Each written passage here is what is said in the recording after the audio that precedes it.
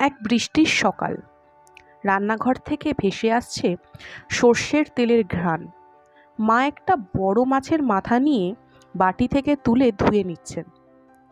পাশে রাখা বাঁধাকপির কচি পাতাগুলো একে একে কুচোতে কুচোতে তিনি হালকা হাসছেন। মা বলল, আজ তোকে শেখাবো একটা পুরনো রেসিপি, শোন। আমি বললাম, হ্যাঁ মা। মা বলল, প্রথমে মাছের মাথাটা একটু নুন হলুদ মাখিয়ে রেখে দিলাম। কড়াই গরম হলে সর্ষের তেলে ভেজে নেব। সুন্দর করে ভাজা চাই, যেন মচমচে হয়। আমি তাকিয়ে দেখি মাছের মাথাটা তেলে পড়তেই সোদা গন্ধে মাখামাখি চারপাশ। তেল ছিটে যাচ্ছে, মা সাবধানে উল্টে দিচ্ছে। এরপর মা বললেন, এইবার কড়াইতে আরেকটু তেল দেব। তেজপাতা ফেলে দিচ্ছি, আর সঙ্গে পেঁয়াজ কুচি। হালকা বাদামি হলে মশলা আর আদা রসুন বাটা দিয়ে কষাতে হবে।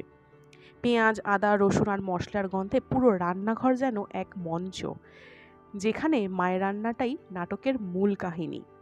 আমি জিজ্ঞেস করলাম, মা, মাছের মাথা কখন দেবে?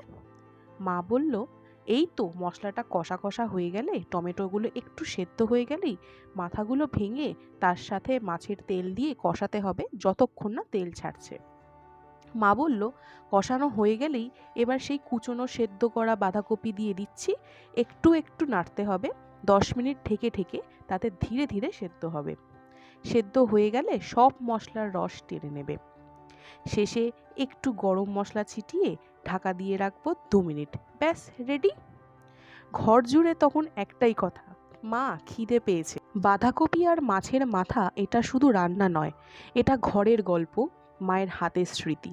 প্রতিবার রান্না করলে সেই পুরনো দিনগুলোর কথা, মায়ের রান্নার কথা মনে পড়ে যায়।